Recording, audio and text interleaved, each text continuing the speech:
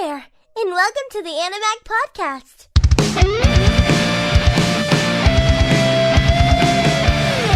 Hey, and welcome back to Animag, the #1 anime podcast on the planet, baby. I'm your host, Asylum, sitting here with...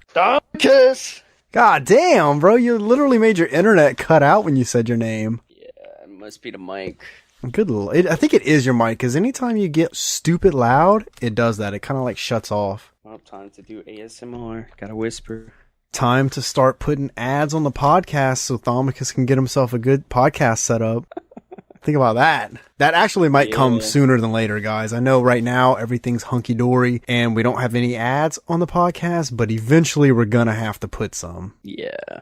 It sucks, but that's the reality of it. We gotta bring in some kind of cash. Here we are, ladies and gentlemen. Season 1, Episode 5. Okay, before we get into this, I'm gonna have to rate the previous episode a 4 out of 10.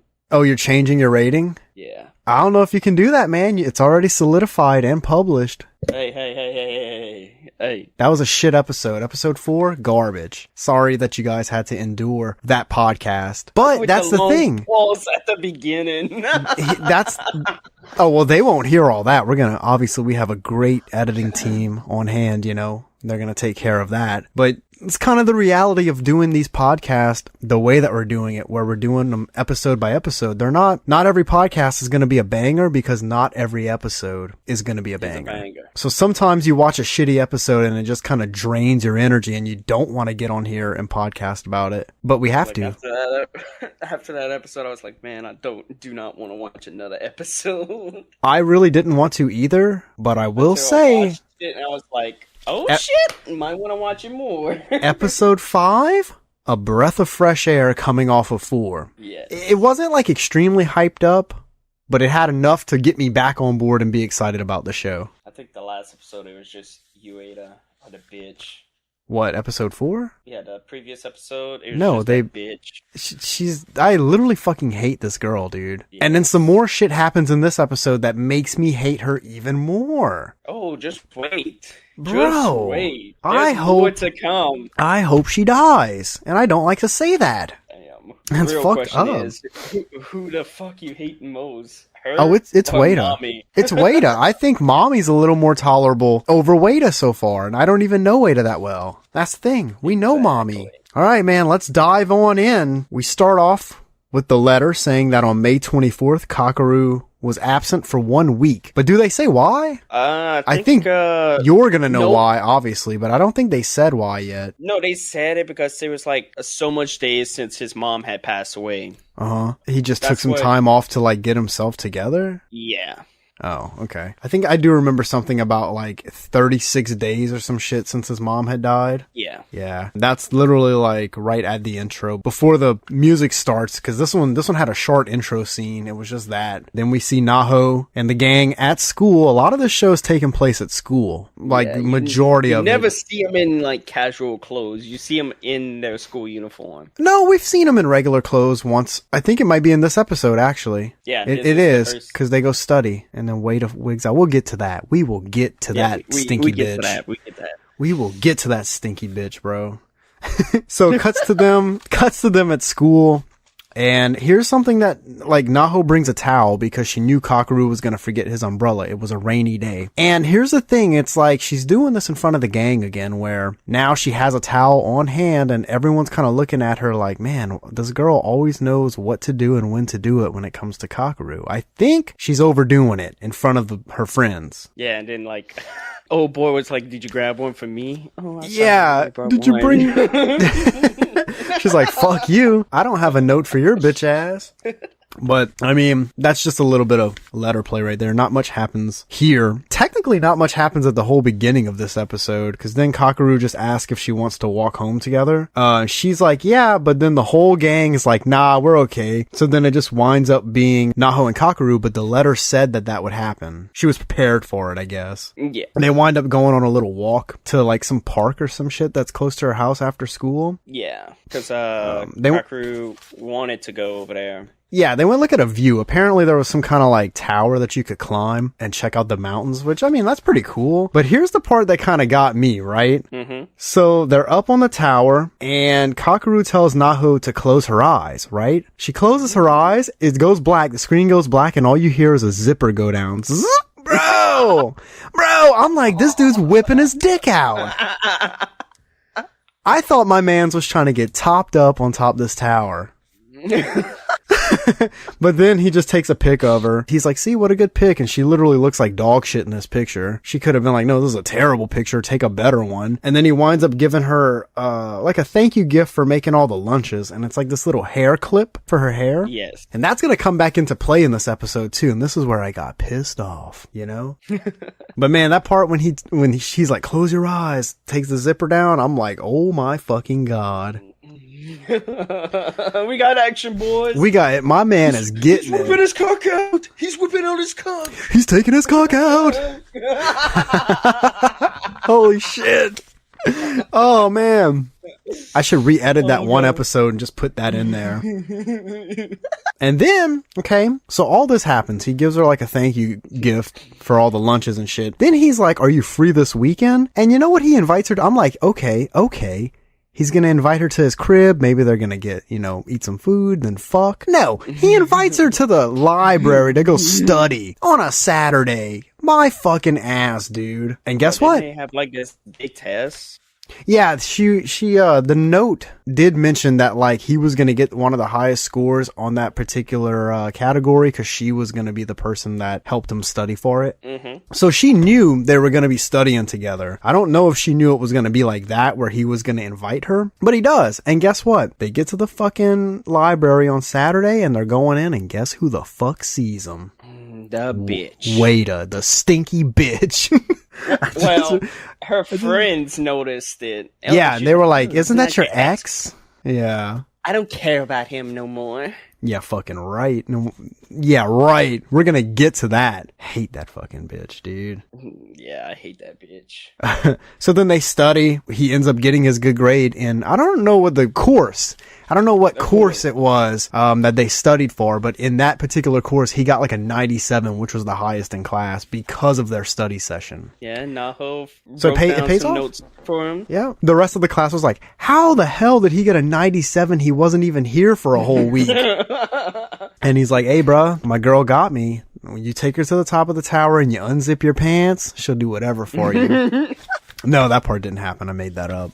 And here's where it gets a little interesting, right? I don't know if you guys remember, maybe on the last episode, Thomicus mentions that there's going to be a scene in class where the teacher mentions something and that he said, oh, you're going to know what I'm talking about. You're going to catch this. I've been so nervous about this because I'm like, man, what if I don't catch it? It happens here. I caught it. The teacher starts mentioning he's like, maybe if you guys had a time machine and could go back in time, some of you would actually get good grades. He starts teaching a whole fucking course about like time travel and shit. And then Hagita right here wants to be a fucking big dick star, starts asking all kind of like really relevant questions. He asks about going to the past to create a future that you want, but then never having a need to go back into the past because of that future being exactly what you want. It creates inconsistencies or some shit. And that's a really relevant point because if you're in the future and you go back to the past and you fix things you want to fix, that future is going to get altered to a point where you're never going to need to go back in time. But guess what? The teacher says, he starts talking about parallel worlds and how that's a work around that problem. So essentially like when you go back in time and you change something, it creates a whole nother parallel world where just that one thing is altered. Damn. This area right here is where I get sucked the fuck in. I unzip my pants and I let Orange suck me off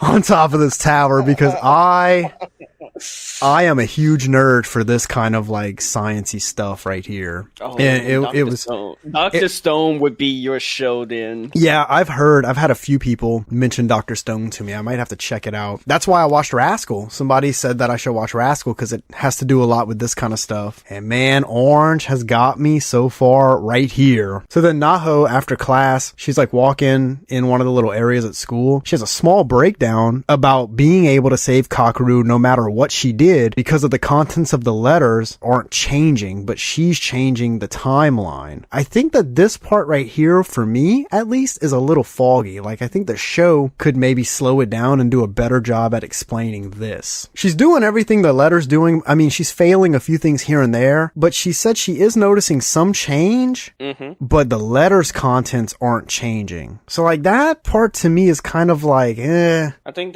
what they're trying to do is like make you think that, oh, if they save him now, will they save the future? Well, according to the teacher, no, because then the future would just be its own parallel world. But then they would have the current world that they're in where he would still be alive. Basically, what the teacher explained is no matter what you do, it's so hard to explain. If she saves Kakeru here, it's not going to alter the future because the future's already there. It's just going to change it for her. So maybe her future self was saying like, I don't want you to be sad, so do this to save this boy. But she's forever going to be sad in the future because that cannot change. You can't come back in the future. Yeah.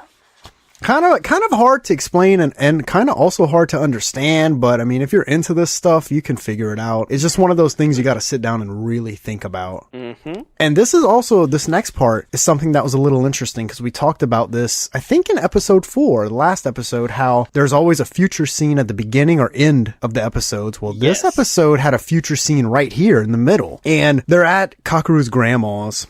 And Naho starts thinking about the last text message that Kakeru had ever sent to her. And it said that he was sorry for doing something that angered her. Ooh. I wonder what that was. Maybe they get into a fight? Could be. I mean, here's the thing. You already know. Maybe just a little spoiler, man. I can't. Maybe just a little midway season spoiler. We're on episode 5, damn it. And that's the only bit that we got from that future scene. It was very short. Yeah. Basically, she was just questioning herself. I wonder if he ever read my text message back. Yeah, she was curious that if he had ever saw it. That's true. Did it say what she replied? I don't think so. I don't think so either. I feel like I would have remembered that. And then they quickly bounce out of that little future scene. It was short into the present where they're at lunch. And she's having issues with thinking about the letter because now things aren't lining up with present day and with the letter. But I wonder if that's because she's failing some of the things that she needs to do. Because this also kind of goes back to what she thought about earlier, where things are changing in the present, here, now, but the letter's words aren't changing. They're just staying the same. I wonder if that has something to do with the fact that she keeps failing at doing what the fuck she needs to do. Oh, God. And how is she not stressed out about this, bro? She must be taking some kind of pills. She's loopy. And then while she's thinking about the letter, she notices that the letter said, by changing the past, you may have changed some good memories. And then it apologizes for it. It says sorry about that. I feel like a lot of shit is about to pop off in this show, man. Yeah, towards the end, it pops off. See, like right here after they have lunch is kind of what I was explaining, where I say things aren't lining up with present day in the letter. Because the letter said that Kakeru was supposed to ask her about the cultural festival, but he never did. And she's thinking about that, and she goes, oh my god, this goes back to the letter saying that you may have messed up some of the good memories. And she says she didn't want to forget that memories. She does what Naho does, and she just screams at him. She's like, you want to go to the cultural festival with me and watch the fireworks? And he's just like, yeah. With the gang. Guys. And then she goes, no, just us. Just us. And he's like, oh yeah, sure. And she did that just so she wouldn't lose the memory. I thought that was a kind of a sweet moment, you know? What if she would have been like, yeah, you could do the same thing. Like, tell me to close my eyes and you do that unzip thing. Yeah. You want to go back to the park? You want to go climb the tower again real quick at the cultural festival? Oh my god.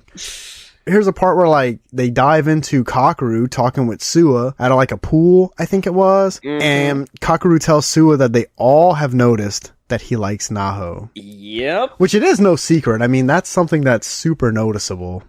How he's being protective with her. I like that. Yeah, because I mean, it's a thing that can't be hidden. He definitely likes her, and the whole gang sees it, but Suwa, being the nice guy that he is, I'm really starting to like him. He knows that Naho likes Kakeru. So obviously he went for it in the future because they had a kid together. At some point he was like, fuck Kakeru. But currently right now it's like he's a good guy, and he's like, no, she likes Kakeru. I'm gonna let them see what they can make happen. And then they start like prepping for the cultural festival. Yes. And they're all like saying that that Suwa should try out for something. I think it's like a beauty thing for the guys. Yeah, it is some kind of like beauty pageant or something. And Kakeru's like, man, yeah, you definitely should, because he's always got those 3 soccer manager girls asking him out and all kind of shit. First off, way to put that man on the spot, you know? Damn. His Kakeru is supposed to be his boy, and he's like, yeah, he had 3 soccer manager girls on his dick. He gets all like embarrassed or whatever, and he goes, nah, I like somebody else anyways, right? And Naho is like sitting right there on the side of him, like, which is crazy.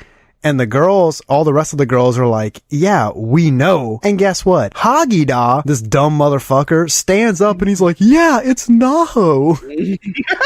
Bro, are you fucking kidding me? I would have slapped the shit out of this kid. And then that makes Suwa leave. Yeah, Suwa like runs out because he's embarrassed. I didn't write this in my notes, but I kind of like vaguely remember it. The girls go and they talk to Suwa on the rooftop, right? Yeah, and I don't remember what they said to him. They're supporting Kakeru and Naho. Yeah, true. And they're basically like, don't fuck it up. And he was like, yeah, I'm also on that side too. Yeah, that's just Suwa, man. He's such a good guy. I'm actually really liking this character. Yes. And especially we get what he does. Especially what he does. I'm about to get into it.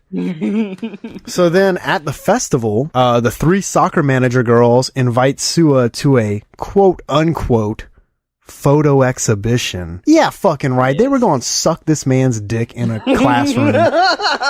Don't even try to fucking lie to me. But it's all part of the plan that he helped put together, I'm assuming, to get Naho and Kakeru alone together to work the festival together. Again, Suwa just being a fucking sweetheart, dude. I mean, he was also going to get his dick sucked, which is also pretty cool. But, you know, he was looking out for his friend too.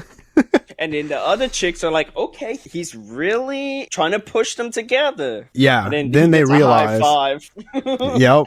Nice.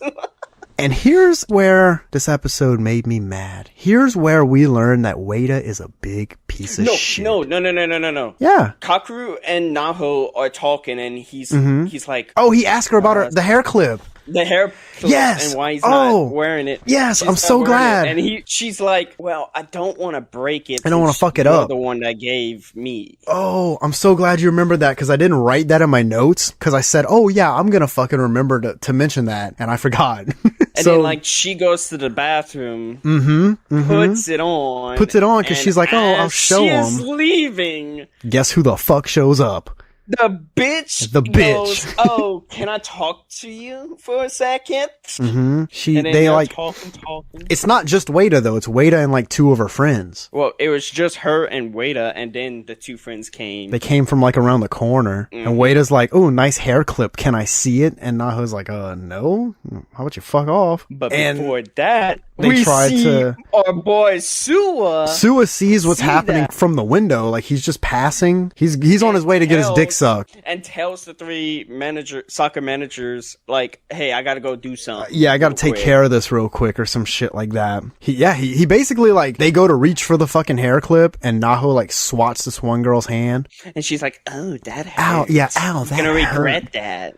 Yeah, and right after that, Suwa steps in and he's like, what's going on? And like grabs her and gets her out of there. Thank God for that, because I think something bad would have happened had he not showed up. Oh, I like Suwa. Me too. And then here's where he gets even better, right? They're at the end of this episode, they are gassing Suwa up so hard to make you like him, because like Naho gets some scratches or something on her hand from this little interaction with the girls. But Suwa has he might get bandages for her. But instead of him giving the bandages to Naho, he gives them to Kakeru to give to Naho. And also, in her notes, it says, if you get a chance, thank Suwa. Yeah, thank Suwa for everything that he's done. And she does. Because, like, Kakeru gets the bandages and puts it on her hands, and she's like, how did you know? And he's literally like, oh, it was Suwa's idea.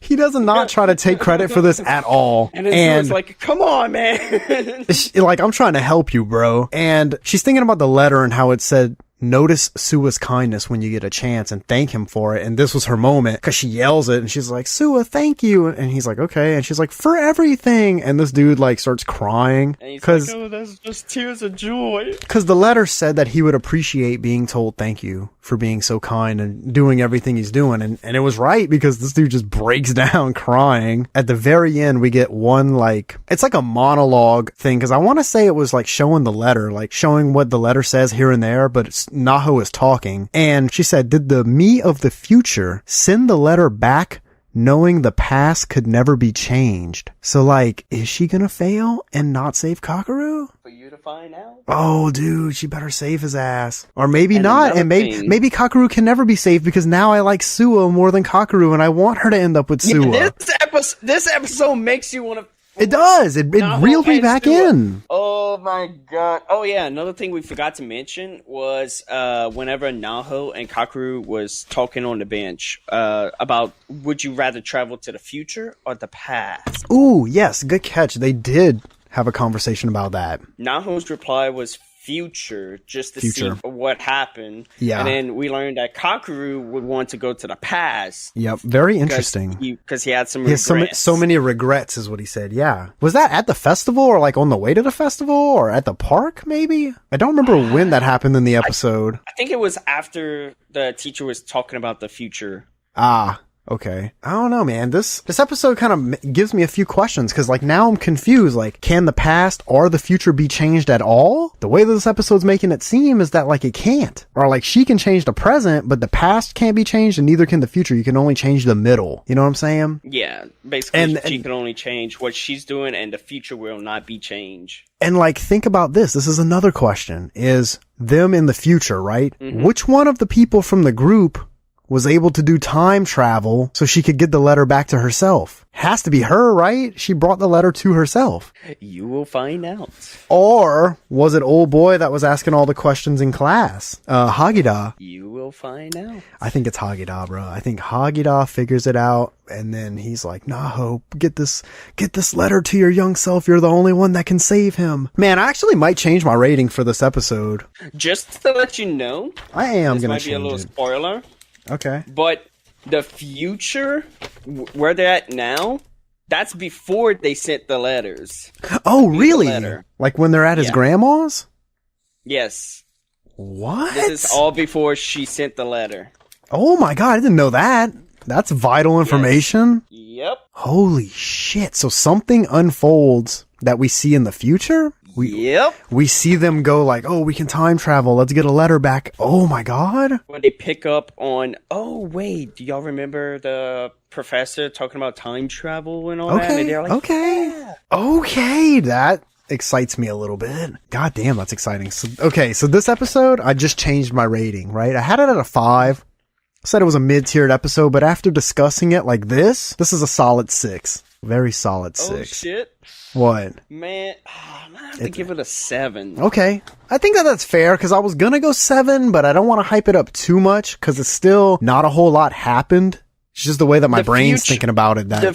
The future part was a good thing. Actually, the professor talking about the future. Yeah, that part. Without all that, it wouldn't have been interesting. Suwa picked it up. Yeah, Suwa came in clutch for this episode, too. We got to learn more about him. We got to really start liking him. And then Naho knocked one of the bitch's friends' hand out of the way. So. Okay, it wasn't that it was just a little swat. It wasn't that intense of a hit. Dude, once I seen Suwa was about to go encounter, I was like, yeah, my boy's saving her. My boy. Dude, I literally thought they were gonna bitch slap. I thought he was gonna bitch slap. I thought Ueada and her gang was gonna take this fucking hair clip and like break it, and then that would have happened. And then Kakeru would have found out and been like, "You're such a bitch," and then like she kills him. That's how he dies. They're like, "No, it was an accident." And they're like, "No, Ueada killed his ass." But that's basically it, guys. Episode 5. What a banger. I know your ass wants to go watch another one. Yeah, but I'm going to save it. I'm going to watch it Sunday or Monday so then we can just do our one podcast next week because we're getting pretty good ahead. Yeah. I mean, we could, but maybe we will. Who knows? If the next episode's banging, then we might just cut 2 next week. Hey, I'm gonna say that this podcast has definitely made up for the piece of shit that was the last one. Yes, I agree. Cause fucking episode 4 was so dull. You was watching the episode. I was watching Bleach. I was trying to catch up Ugh. with that, and then you messaged me, and then I was like, oh, great. So I woke up, went through my haircut, and then, like, before I left for work, I watched the episode. It was fucking trash. What, the episode? Yeah. Oh, this one? No, this episode. This episode. Yeah, this episode. Yeah, I was talking about this episode. I thought you meant 4. No. All right. Well, so that was our recap of episode 5, man. Hope you guys enjoyed it, because this one was a fun one to do, actually. It's got me more excited about diving further into this series. And guess what? 8 more episodes. 8 more to go. We're about halfway now. It's moving fast. Yeah, it's moving. And I'm more excited now because I think as we dive into the back end of it, we're going to get more action. We're going to start seeing higher rated episodes, a lot more crazy shit happening with time traveling and all kind of shit. Oh, yeah. So that is it. We will see you guys next week for the next episode. Until then, take it easy, everybody, and so long. Sayonara. Thank you for listening. Be sure to visit our website at www.animag.org. See you next time.